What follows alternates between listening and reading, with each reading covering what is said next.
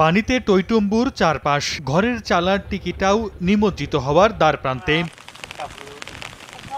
বানের পানিতে ঘরবাড়ি ডুবে যাওয়ায় নৌকায় ঠাঁই নিয়েছে অনেকে।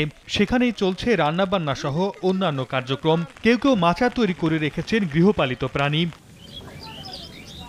কুড়িগ্রামের তালুক শিমুলবাড়ি পয়েন্টে ধওলা নদীর পানি বিপদসীমার 12 সেন্টিমিটার, ব্রহ্মপুত্রের নুনখাওয়া পয়েন্টে বিপদসীমার 18 সেন্টিমিটার ও চিতলমারি পয়েন্টে 13 সেন্টিমিটার উপর দিয়ে প্রবাহিত হচ্ছে।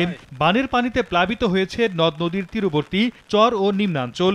এতে পানিবন্দী হয়ে পড়েছে 15,000-এর বেশি পরিবার। আগামী 24 ঘন্টায় নদ নদীর পানি আরও বৃদ্ধি পাওয়ার আশঙ্কা রয়েছে বলে জানায় পানি উন্নয়ন বোর্ড। লোকার মধ্যে রান্না বান্না করে খাইতেছি, পানি আনার অসুবিধা, ঘরের মধ্যে থাকার অসুবিধা। ঘরের ভিতরে যে থাকা আমরা তাও থাকতে পারছি না, নৌকার ভিতরে থাকতেছি। কালকে সকালে রাঁধছিলাম কড়া পানি দিয়ে ইটি করে রান্ধাই পারি নাই, সারাদিন না খেয়ে আছে। নগদের কাছে সব গ্রাহকই প্রিয়, তাই তো সারা দেশে ক্যাশ আউট চার্জ সবচেয়ে কম।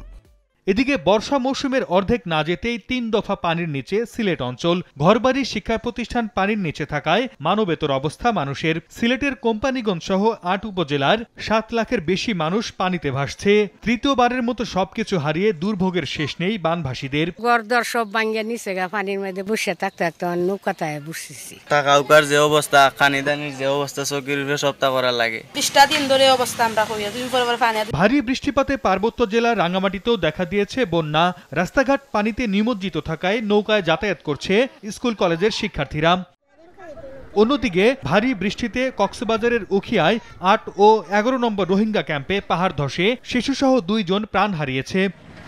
সর্দার মোহাম্মদ আরিফ, সময় সংবাদ।